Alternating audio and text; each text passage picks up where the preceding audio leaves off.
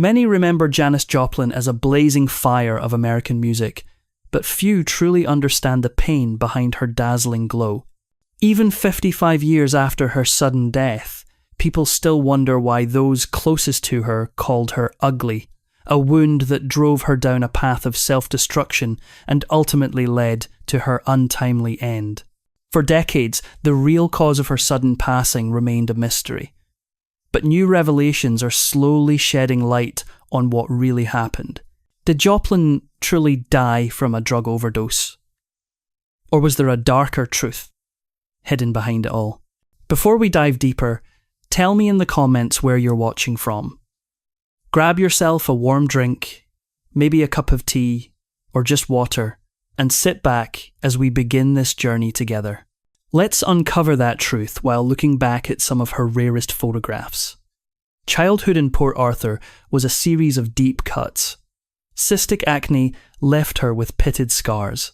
Her weight shot up and the taunt sliced like knives. Classmates gave her cruel nicknames, pushing Janis into the dark corners of the classroom. She once confessed, "I was an outcast."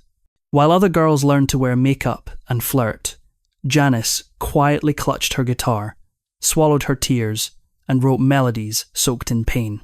In 1960, Janis graduated from high school, still unsure where she belonged. She tried the University of Texas but quickly spiraled into crisis. Wounded and rejected, she chose a different path. Music. Not the sweet pop hits dominating radio at the time, but raw, rebellious folk and blues, just like her. In December 1962, at only 19 and still enrolled at the University of Texas, she recorded her first song, "What Good Can Drinking Do?" That recording marked the beginning of a turbulent yet extraordinary musical journey that would touch millions worldwide. But her life was about to veer in an entirely different direction.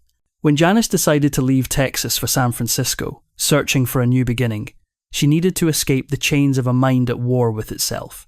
San Francisco, with its vibrant atmosphere and countercultural spirit, seemed like the perfect place for Janis to find peace and acceptance. But things didn't go as she had hoped. She soon spiraled into a world of alcohol and drugs. The once fiery performances grew dull as she struggled to stay on stage while battling her inner demons. Rumours spread that she was a speed freak, who occasionally used heroin, and music producers seemed more intrigued by her wild lifestyle than her actual talent. As her dependence on drugs deepened, trouble followed.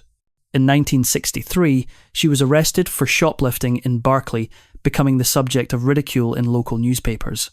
Despite countless warning signs, Janis couldn't escape the grip of drugs and alcohol. She hit rock bottom, surviving on charity kitchen meals, wandering aimlessly with a frail 40 kilograms frame and vacant eyes. Her family and friends, terrified as they watched her self-destruct, knew they had to act. So they came up with a plan, a bus fare party to raise enough money to send Janis back to Texas, away from the white smoke hell. In the spring of 1965, Janis returned to Port Arthur, like a ghost of her former self, fragile yet with a glimmer of determination in her eyes. She quit drugs, sobered up, adopted an eccentric beehive hairstyle, and enrolled as an anthropology major at Lamar University, as if trying to wipe the slate clean and rewrite her life. Even so, deep down, Janis knew she couldn't stay in Port Arthur forever. Music was her true destiny, and she had to return to San Francisco to make it real. So, in 1965, Janis went back to San Francisco, determined to conquer the world. By day, she studied at Lamar University. By night, she secretly performed solo at small music clubs in Austin, then hurried off to San Francisco to take extra music lessons. Once she even sang at a fundraiser for blues legend Man Slipcom, though she battled such intense stage fright that her hands trembled and nearly dropped the microphone. Then fate appeared unexpectedly, not as a musical breakthrough, but as a lightning strike romance. In the fall of 1965, Janis shocked her friends by announcing her engagement to Peter DeLanck, a dashing IBM computer employee from New York. Peter was so smitten that he travelled all the way to Texas to ask her parents for permission to marry her. The two of them dreamed of a little house by the sea, a few children, and romantic candle-lit nights filled with music. The wedding dress had been chosen, and the invitations were already being planned. But life had never allowed Janis any peace. Just when happiness seemed finally within reach, Peter abruptly called off the engagement. His job required constant travel, and he didn't want to tie Janis to a lonely life of waiting. The news cut through her heart like a knife. She collapsed for days. But this time, instead of turning back to alcohol and drugs, Janis stood up. She began seeing Bernard Gitano, a psychological social worker who quietly pulled her out of the darkness. Gitano later recalled that Janis was always torn between her hunger for fame and her fear of relapsing. But he looked her straight in the eyes and told her, "You don't need drugs to become a legend. You're already extraordinary." Those words were like the final spark that reignited the dying fire inside her. Janis threw herself into music with a newfound passion, performing regularly at the Coffee Gallery in North Beach. And it was there that destiny came calling again. Cadet Helms, the eccentric manager of the band Big Brother and the Holding Company. After just a few minutes of hearing her sing, C knew she was the missing piece of the band and persuaded her to join as their lead singer. At first, Janis hesitated. She feared that returning to San Francisco might pull her back into old habits, and she didn't want to disappoint her family again. The city held too many painful memories, but something deep inside her whispered that this was the chance she had been waiting for. Against all odds, she agreed to join Big Brother and the Holding Company on June 4th, 1966. Her first public performance with the band took place at the Avalon Ballroom in San Francisco, and it was an electrifying triumph. Her voice didn't just soar, it tore through the air, blending with the psychedelic haze of smoke and flashing lights, sending the hippie crowd into a trance. It wasn't merely a concert. It was the moment Janis became her truest self, an artist, a rebel icon, a blazing flame ignited in the heart of San Francisco.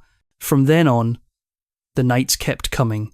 Fillmore West, Winterland Ballroom, Avalon, wherever Big Brother played, there were screaming crowds, fists raised, and waves of electric sound roaring through the air. The pinnacle came at the Mattery Pop Festival in June 1967. When Janis began to sing, the audience froze, as if struck by lightning, then erupted into wild hysteria. The band's debut album, Big Brother and the Holding Company, soon followed, carrying songs like Down on Me and Cuckoo across FM airwaves, propelling Janis Joplin into the spotlight as a phenomenon of the counterculture movement. But behind the blazing stage lights, a silent war was tearing her apart. The temptations of alcohol and drugs lingered like shadows, quietly pulling her away from the glow. She had promised her family to stay clean, and once even broke down in tears after walking in on bandmate Travis Rivers and his friends shooting up in their shared apartment, furious that their No Needles pack had been broken right before her eyes. Keyboardist Stephen Ryder and other members tried desperately to shield her from the deadly pull, but it was nearly impossible. The relentless touring schedule, the crushing pressure to burn bright night after night, left her collapsing backstage into bottles and secret doses, as if only they could quiet the screaming in her head. And then, just when the spotlight seemed to be laying out a red carpet, it suddenly turned to ice. In early 1968, the band headed to Chicago to record their second album, a breakthrough they had dreamed of for years. But their financial backer unexpectedly ran out of funds, abandoning them in a cold, indifferent city far from home. They had no money to return, no warm welcome, and the few tracks they managed to record sounded lifeless and uninspired. The dazzling dream had become a burden. When the train finally carried them back to San Francisco, no one said a word. There were only hollow stares, like the sky had just collapsed, and the stars they thought they were holding had slipped through their fingers. But just when things seemed most hopeless, a spark of hope appeared. On July 31st, 1968, Janis made her first appearance on national television on the show This Morning. Yet, the joy quickly turned bittersweet when the station accidentally erased the footage, leaving only the audio behind. Fortunately, that same year, the band released their first album with Columbia Records, Cheap Thrills, and it exploded soaring to number 1. While the single Piece of My Heart climbed into the top 12.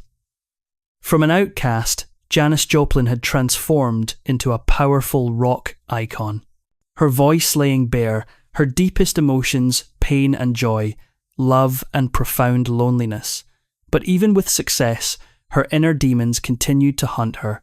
Janis left Big Brother and the holding company to form a new group, the Cosmic Blues Band. What seemed like a fresh start. However, the pull of heroin dragged her back into its deadly spiral. By early 1969, she was reportedly spending about $200 a day on heroin, a destructive habit that didn't even include the recording of I Got Demo, Old Cosmic Blues, Again Mama. Producer Gabriel Meckler tried to shield her from drugs by having her stay with him in Los Angeles during the recording sessions, but the addiction proved too powerful to resist. And while Janis based in the dazzling lights and the adoration of her fans, her life had become a sad tune, a haunting melody of missed chances and self-destruction. At Woodstock, on August 17th, 1969. As she nervously waited backstage, the anxiety overwhelmed her, and she turned to heroin and alcohol to calm down. When it was finally her turn to perform, the crowd was buzzing with anticipation. But the reality was disappointing. Her once mighty voice was weak, and the passionate energy in her movements had turned into a staggering sway. Her struggles bled into her performances. Even sharing the stage with the legendary Tina Turner couldn't save her from the grip of drugs.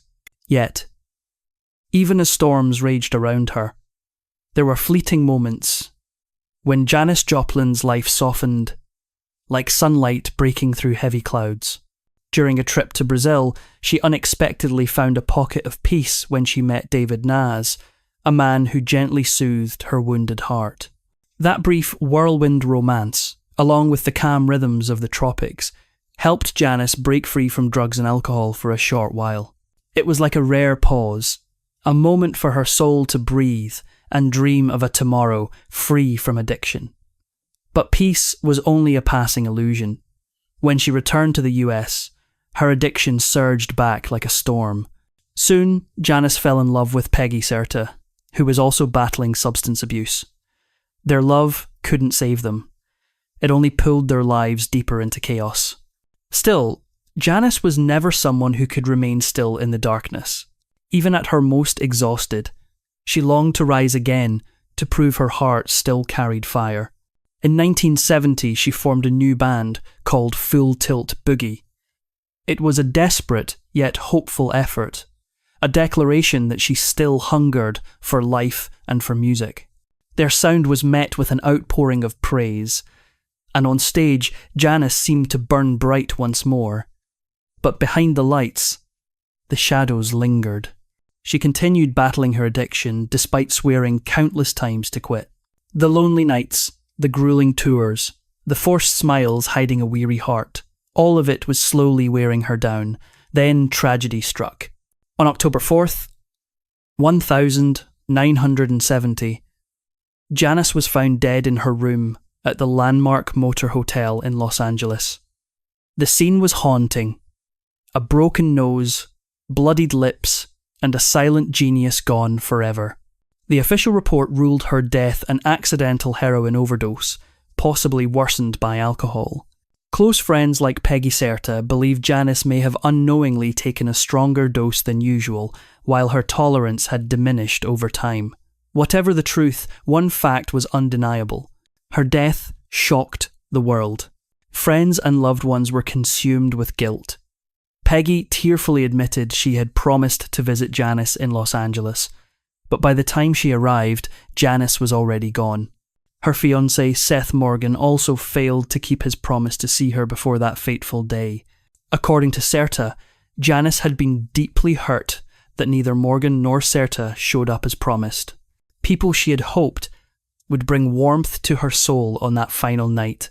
In a phone call less than 4 hours before her death, Janis reportedly erupted in anger at Morgan, but the details of that conversation remain a mystery. No one knows how it may have affected her state of mind. Serta also speculated that Janis may have hit her head when her sandal caught on the shag carpet in her room, possibly speeding the tragedy. Still, experts largely agree that drugs and alcohol were the true forces that drove her to the edge.